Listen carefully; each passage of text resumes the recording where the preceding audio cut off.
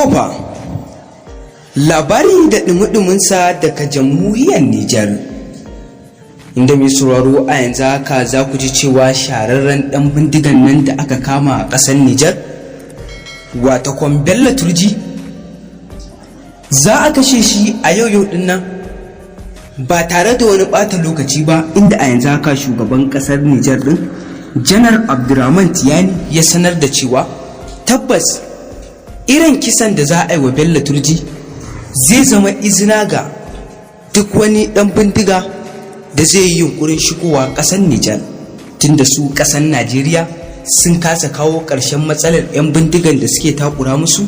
Su ƙasar Nijar suna da sojoji da makaman da za su iya kare kansu. Haka Janar Abdurrahman Tiyani ya turo wa martani zuwa ƙasar Najeriya dangane da kama shahararren ɗan bindigan da ya addabi ƙasar Najeriya sama da shekara 10 amma ba iya kama shi ba. Misraro gyara zama don mu sa maka wani cikakken rahoto ka saurara, amma kafin nan muna roƙonka idan har wannan ne farkon fara kasancewarka a cikin wannan tasha tamu mai albarka,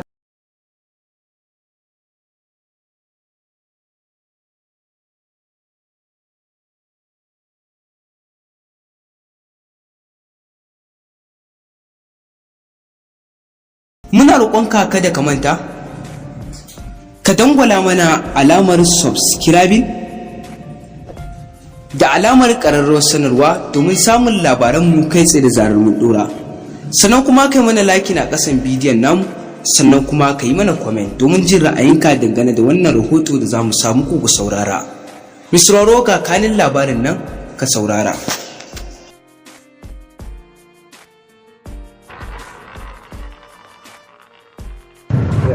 Assalamu alaikum wa rahmatullahi ta'ala barkatahu. Yan uwa yan Niger group ilimin addini kishin Niger, ina ma kowa fatan alkhairi. Da Allah zan tura wani dan sako tsokaci ne, duk wanda ya saurare shi to yana iya tura shi har a wa'anda muke so su ji su yi amfani da shi. Abinda muke so mu ce shine a cikin wannan magana da zamu yi, Nijar ta fara kama manya-manyan barayi. Na farko shugabanni na Nijar da sojoji waɗanda ake ba bindiga su je bakin daga sai sun ƙara dagewa wannan frontier ɗin gaba ɗaya wanda yake iyakan Nijar da Najeriya ko iyakan Nijar da Kwatano. Lalle sai an ƙara sa tsaro, duk matsayin kilomita 1 ko 2 akwai jami'an tsaro, sannan kuma akwai na'urar da za a dinga ganin abubuwan da ke cikin, ko da cikin Najeriya ne ko da cikin Nijar ne, irin matsayin kilomita 50. Saboda wa'annan mutanen da kuke gani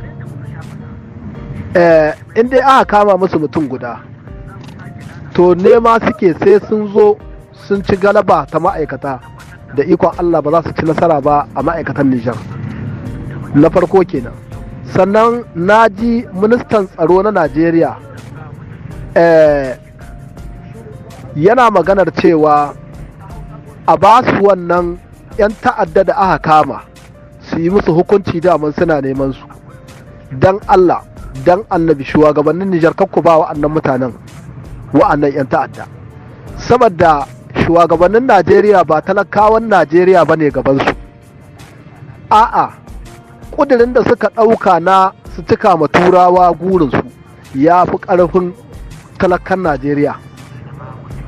Sun fi son su cika ma wa'annan turawa gurinsu, ba su son su ba turawa kunya, amma suna son su ba 'yan ƙasar su kunya. Wallahi wannan tsatsalar tsaron da ta faru a Najeriya da manyan shugabannin Najeriya take ciki, shi yasa kaga wannan abin yaƙi cinyewa. Talakan Najeriya ba ya gaban shugabannin Najeriya. Muddin inda yana cikin shugabannin Najeriya, da wallahi sun ɗauki mataki a ƙaramin lokaci an daƙile. Ta ya za a yi ƙasar da ke da sojoji 250 ko kusan 300, a ce 'yan ta'adda sun kafa sansanoni sama da guda 600 a cikin ƙasa, kuma wai ana ta kwatance, wai ba a san inda za a kama su ba. ana amfani da banki da ATM. Yau in aka yi ma transfer kuɗi by mistake a akawun ɗinka aka turo kuɗi baka sani ba, sai an yi tracing ɗinka har inda kake, sai an zo an aishi kuɗin nan. Ta ya za a ce 'yan ta'adda suna amfani da POS su zo su cire kuɗi kuma ba a bi ƙididdiga ba, da sa hannun gwamnati ake ta wannan ta'adin. Duk gwamnan da ya hau idan ya ce ba zai ba wannan shugabanni haɗin kai ba, to sai sun kashe shi, ko kuma ko sanata ne, ko kuma wani babban soja ne. In bai ba da haɗin kai ba ga wa'annan gurɓatattun shugabanni wanda ba a san sa a ƙasashe, babu ƙasar da ke fata ta sami irin wa'annan shugabanni na Najeriya, saboda Najeriya ma ba a buƙatar su dai sun hau ne zummun buƙatar su. Amma wallahi in aka ba su wannan Baleru ɗin nan ko Katalla, wallahi sakin shi za su yi, wata makarkashin za su azo, gurin da suke gani bai cika ba. Ai tunda suka ce za su yaƙi Nijar, kuma Turawa suka ba su goyon baya suka sa su aikin, shine suke nema sai sun cika aikinsu. Ai wa'annan 'yan ta'adda da kuke gani suna zauwa, akwai sa hannun manya ciki, ba su kaɗai bane za su yi a kirarin su taho, bindigogi da suke samu manya-manya ta ina suke samun su.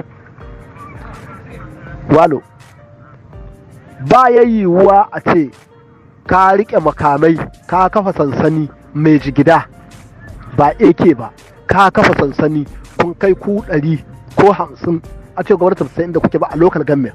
Kowace local government ai da take tana a ƙididdige ne.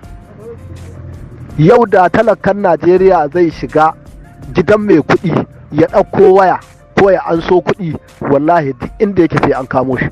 Amma a ce wai 'yan ta'adda za su shigo gari, babban gari su shigo su 200 tun daga safe har yamma suna cin karansu babu baka, babu jami'in tsaron da ya kai ɗauki.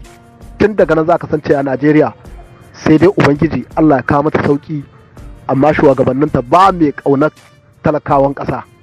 Saboda haka shugabannin Nijar ku yi wa Allah, tun daga soji wanda yake recruit, wanda yake kurtu, tun daga police, wallahi kar ku ba da wa'annan 'yan ta'adda.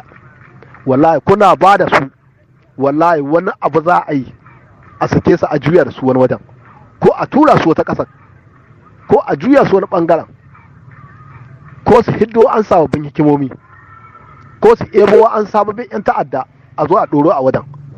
Saboda haka a ƙara sa ido a Nijar.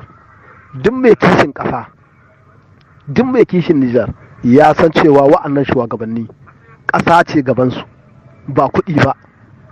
Amma na Najeriya kuɗi ne gabansu, ba ƙasa ba.